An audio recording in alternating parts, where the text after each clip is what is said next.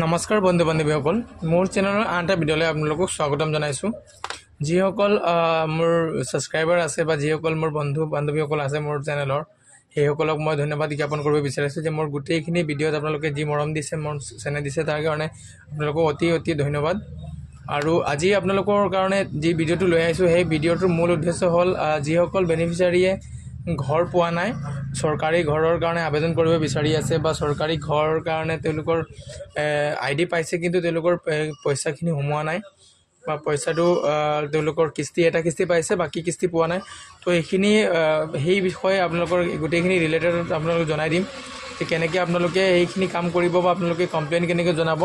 চৰকাৰৰ আমাৰ ভাৰত চৰকাৰৰ অধীনত এটা পৰ্টেল জাৰি কৰিছে, সেই পৰ্টেলৰ জৰিয়তে আপোনালোকে কিন্তু আপোনালোকৰ নিজৰ কমপ্লেইন দিব পাৰিব আৰু নতুন ঘৰৰ কাৰণে কিন্তু আবেদন কৰিব পাৰিব। তো সেইটো কৰিবৰ কাৰণে আপোনালোকে চাব কি কৰিব লাগিব। আপুনি নিজৰ মোবাইলত বা আপোনালোকে যদি লেপটপ আছে, লেপটপত ক্ৰম ব্ৰাউজাৰটো অ'পেন কৰি ল'ব। অ'পেন কৰি আপোনালোকে ইয়াত চাৰ্চ বাৰত ক্লিক কৰিব, PG পৰ্টেল বুলি মাৰিব। PG পৰ্টেল মাৰাৰ লগে লগে আপোনাৰ এটা পেজ অ'পেন হ'ব। PG পৰ্টেল এনেকৈ মাৰি দিয়াৰ লগে লগে কিন্তু এনেকৈ এটা পেজ অ'পেন হ'ব।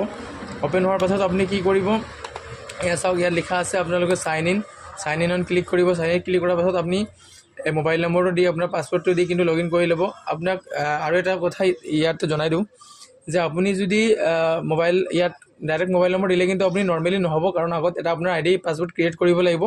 তো বন্ধুসকল, মই চাওক এই ভিডিঅ'ত বহুত দীঘলীয়া হ'ব। যদি মই ID পাছৱৰ্ড বনাই ক্ৰিয়েট কৰি আপোনালোকক দেখাব বিচাৰোঁ তেনেহ'লে বহুত টাইম লাগি যাব। গতিকে মই সেইটো ID পাছৱৰ্ড আজি ইয়াত এই ভিডিঅ'ত নবনাওঁ।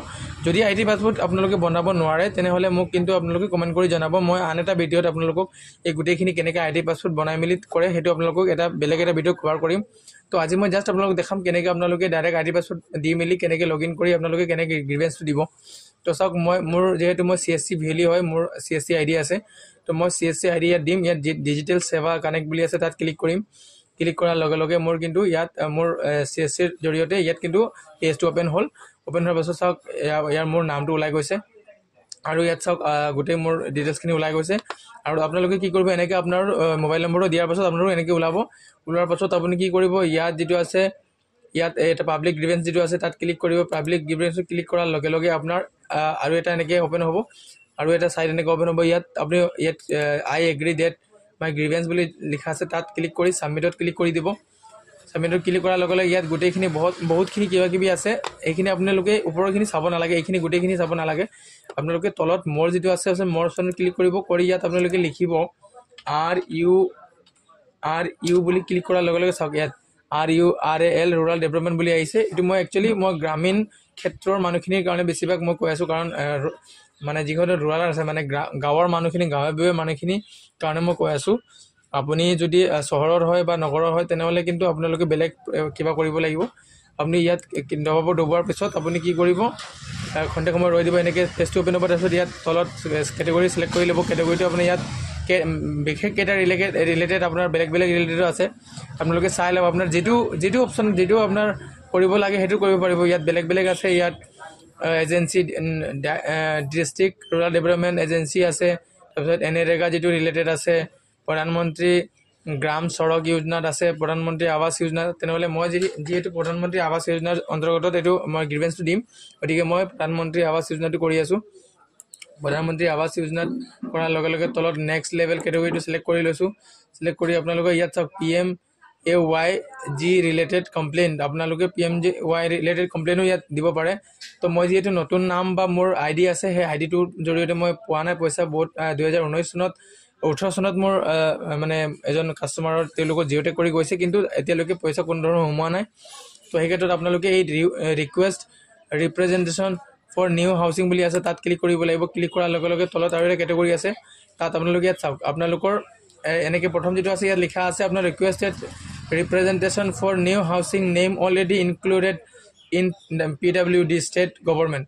এইটো যিটো আছে এইটো অপশ্যনটো আপোনালোকে ক্লিক কৰিলে ভিতৰত সোমালে চব কি দেখাই আছে, তাত আপোনালোকৰ IDটো দিব লাগিব।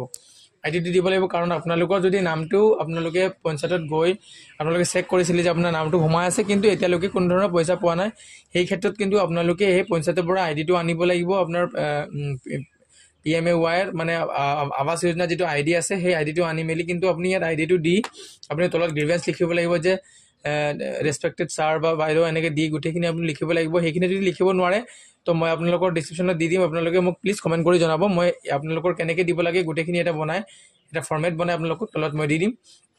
তো আপোনালোকে এইটো মই কভাৰ কৰা নাই, মই লাগিলে ডিছক্ৰিপশ্যনত দি দিম লিখি।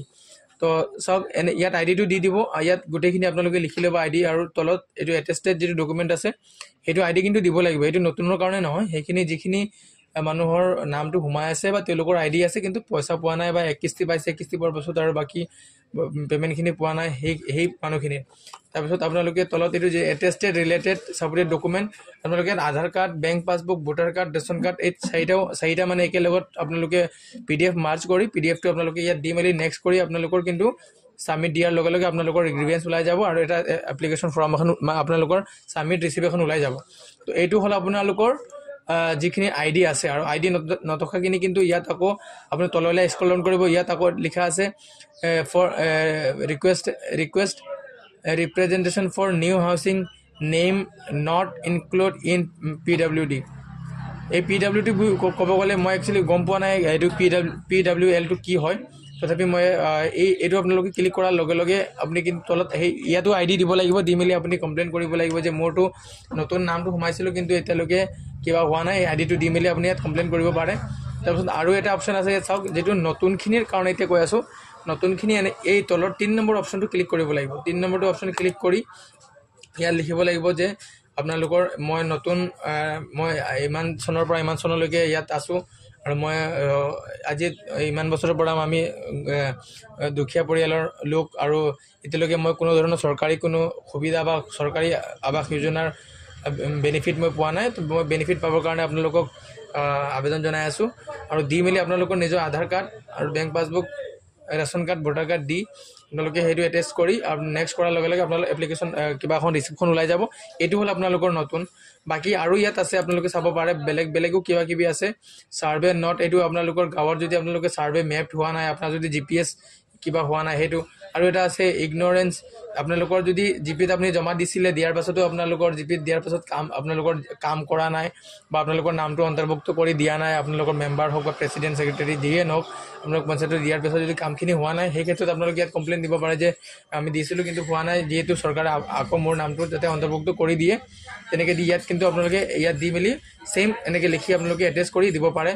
তো বন্ধুসকল চাওক, মই আজি ভিডিঅ'তে আপোনালোকে ইমানতে ক'লোঁ যে আপোনালোকে কেনেকৈ কৰিব লাগে অনলাইন, আৰু বাকী যদি গোটেই একদম আপোনালোকৰ কেনেকৈ ছাবমিট দিব লাগে সেই গোটেই প্ৰচেছখিনি জানিব হ'লে কিন্তু মই আপোনালোকক মোক কমেণ্ট কৰি জনাব লাগিব, আৰু মই তেতিয়াহে আপোনালোকক আন এটা ভিডিঅ' আপোনালোকক আনিম। কাৰণ মই এই ভিডিঅ'ত যদি আপোনালোকে মৰম চেনেহ দিয়ে বা আপোনালোকে যদি মোক উৎসাহ দিয়ে, তেনেহ'লে মই এইটো প্ৰধানমন্ত্ৰী আৱাস যোজনাৰ ৰিলেটেড আন এটা ভিডিঅ' আনিম, যিটো ভিডিঅ'ত আপোনালোকে দেখাম যে কেনেকৈ আপোনালোকে ডকুমেণ্টখিনি কেনেকৈ আপলোড দিব, কেনেকৈ কি লিখি আপোনালোকে ছাবমিট দিব লাগিব। তো বন্ধুসকল, আজি ভিডিঅ'টো ইমানতে সামৰণি মাৰিছোঁ। আৰু মোৰ চেনেল যদি প্লিজ নতুন আছে, প্লিজ মোৰ চেনেল ছাবস্ক্ৰাইব কৰক আৰু মোৰ কমেণ্ট কৰি জনাব কেনেকৈ লাগিছে। ধন্যবাদ বন্ধুসকল।